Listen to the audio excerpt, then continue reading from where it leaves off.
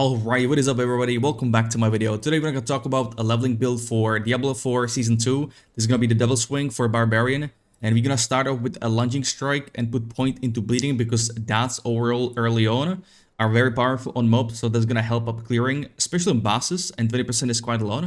We're going to be using the Double Swing. We're going to be putting 1 point while leveling because we want to get to this first for vulnerable, as we don't have any source of berserking early on. So we're gonna switch to berserking later, but first we would pick vulnerable.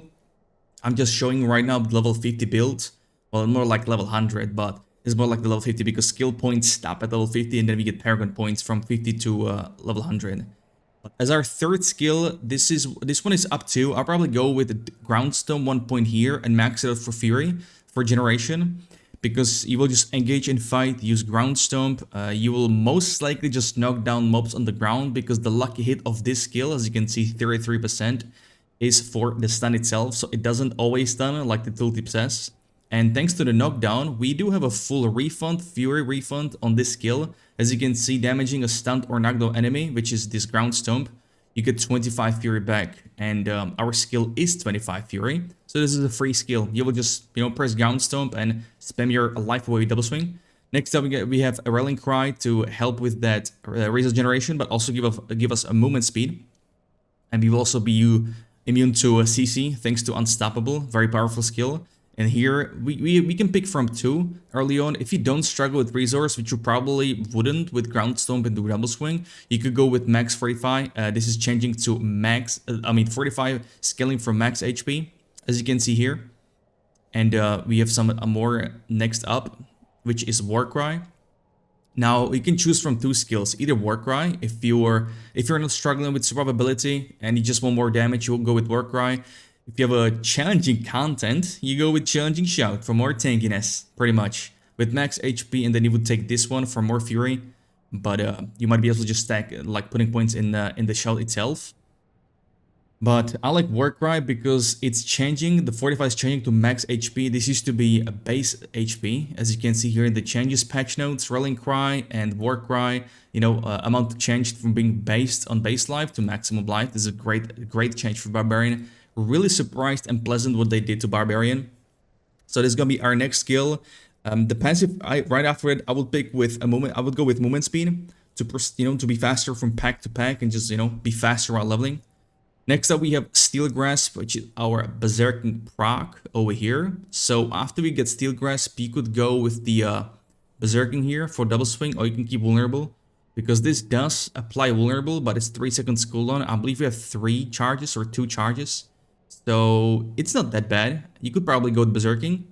One of the great things about berserking is they're changing the buff to be, I believe, multiplicative into additive. So instead of additive, so it should be more damage for us. That's a great change for Barbarian. So that's why I pick these passives with damage reduction while berserking, and also Fury generation. They're also buffing this to be much more effective.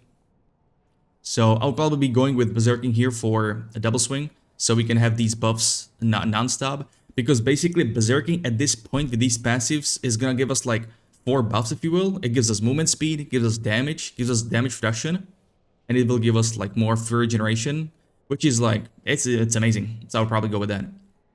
Next up, I would go with attack speed to be faster rate attacking, higher DPS.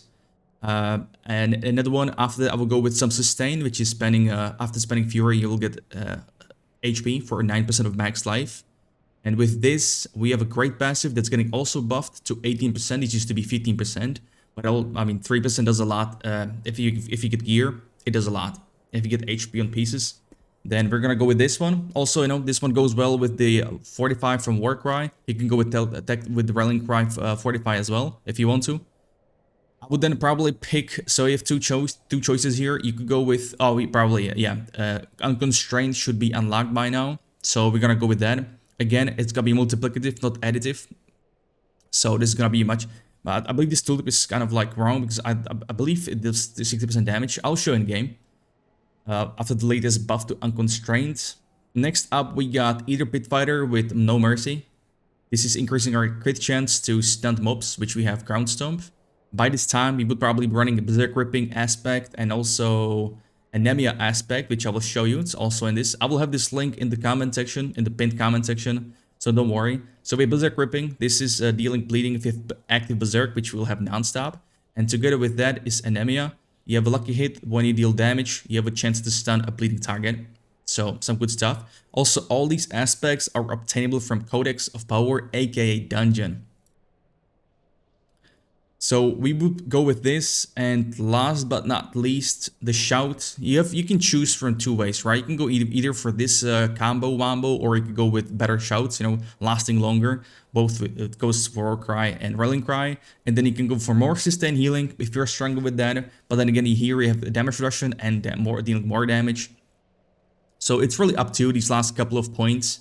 Maxing out the skills comes first, obviously, because this one is reducing the cooldown. That's what we are after. And this will be for the skills. We go into character and the aspects. I've shown you the interaction between Berserk Ripping and Anemia. We are putting Disobedience, which is armor increase. They finally are buffing this one again. These are the new. This is the new tooltip, the new change. So we are going back in time.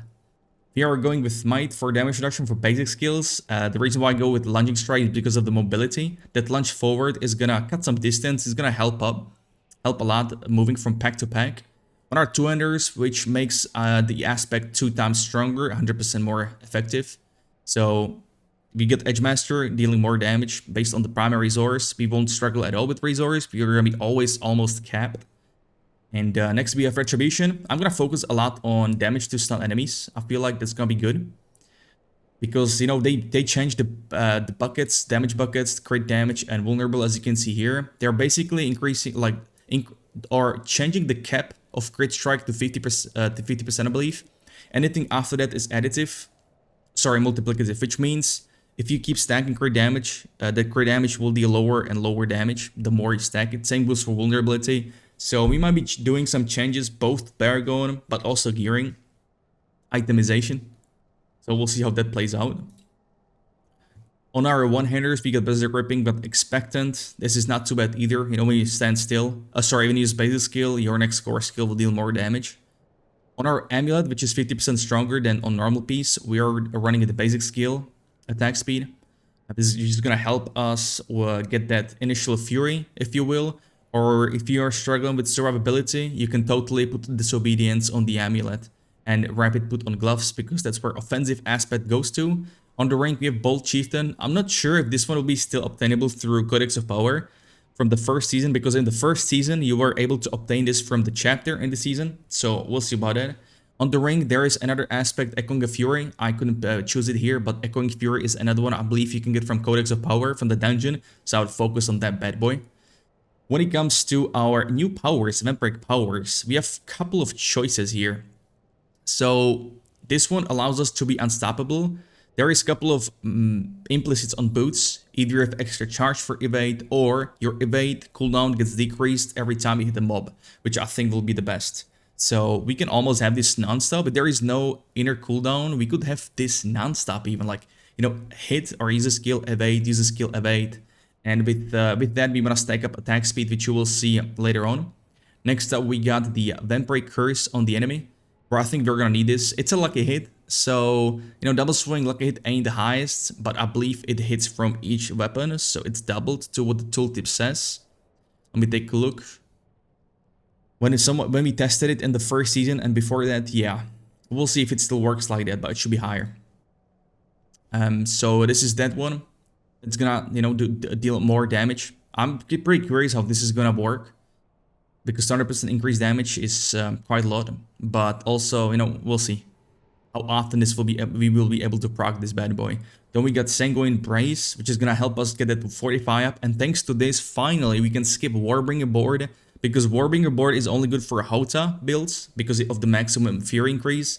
But, mostly we just took it because of the source of 45, right?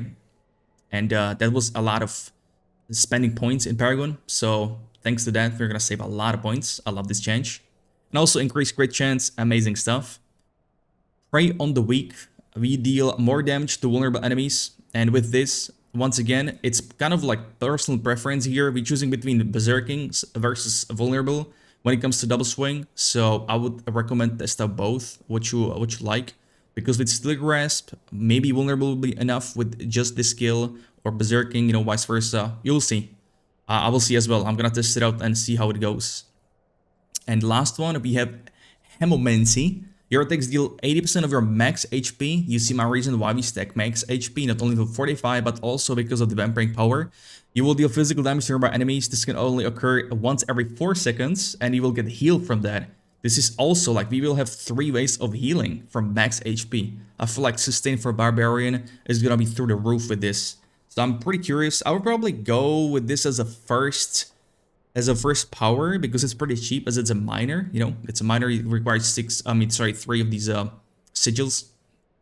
So that's gonna be pretty interesting. I mean, obviously there are cheaper ones, like you need one of these chalices, whatever that is, and skulls. So it also depends which one you will get first, but I would totally focus on farming the new season 2 mechanic, which is the something like Helltide, but with vampires, where you get like the blood, and you will be able to get these powers.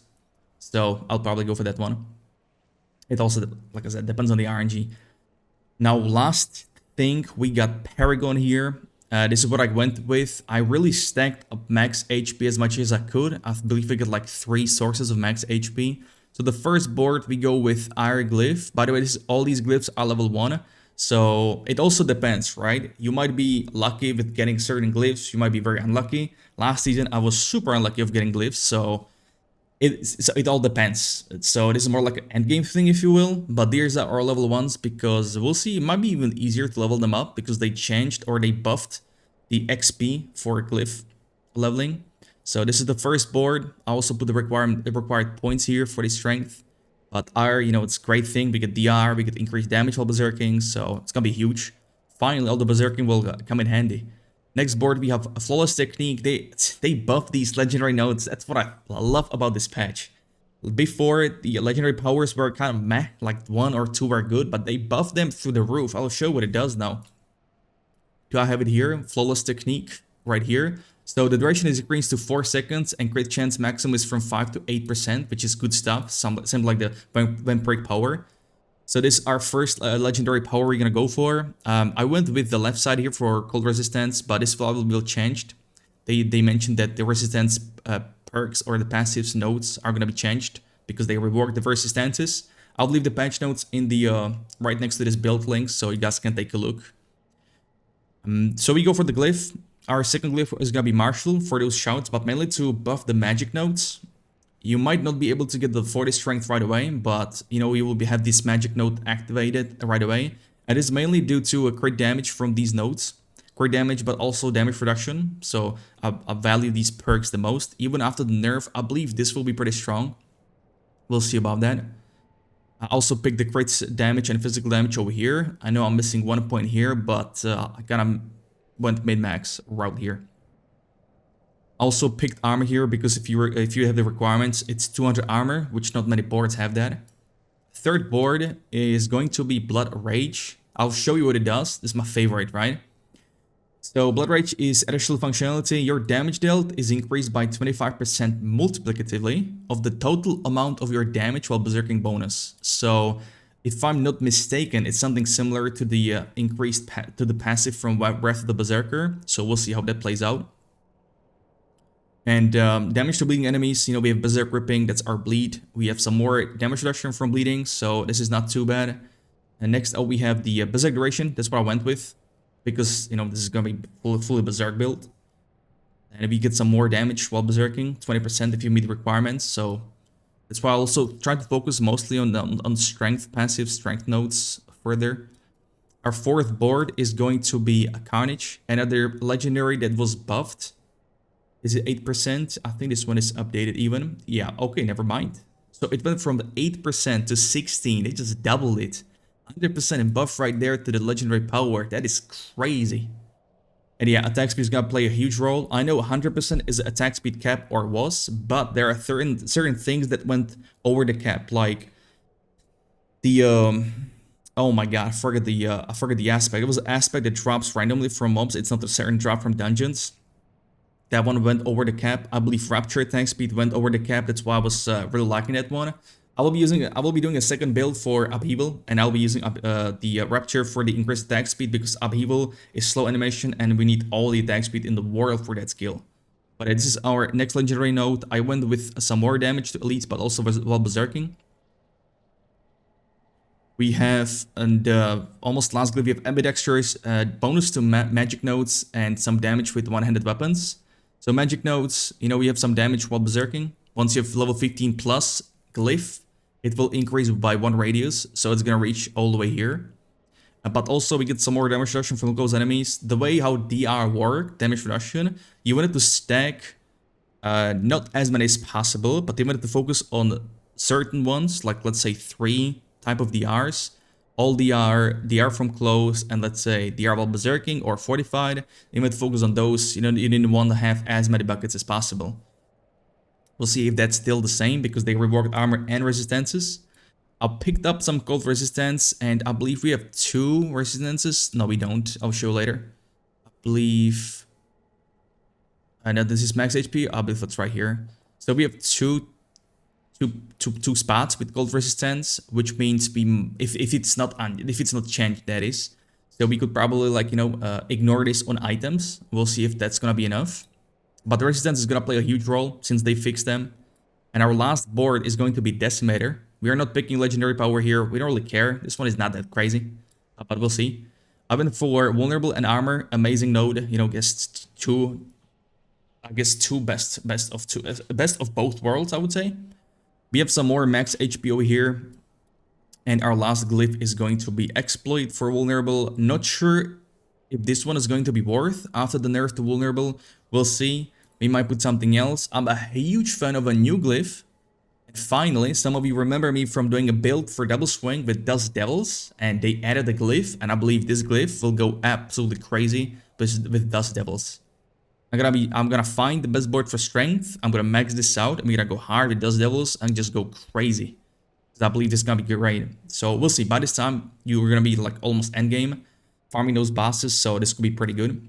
Also, double swings Dust Devils gonna help out with AOE. More max HP with physical damage, and there is some more DR from vulnerable enemies. And this pretty much goes for the board. So once again, I'll have this in the comment section. Right there. You can also see some of your stats on your skills over here, depending what you gear for. Once you add some items, which you can do, by the way, over here, if you go into character, choose an item, you can select the aspect, rank level, item power, implicit is depending, right, on the boots or pants. That's where you can change implicit, and then you have like modifiers. So that's some great stuff. Anyways, I'm streaming every day live on Twitch. I'll be going hard with Diablo Season 2 once again. Not sure if I'll be able to attend the race because on release on Tuesday, I might be here pretty not late, but we'll see about that. I'll also show you real quick the combo wombo. What do we do with this setup? So we're starting off with Rallying Cry into Steel Grasp into Ground Stomp. I'm spamming your life away with Double Swing because it's gonna be a free skill.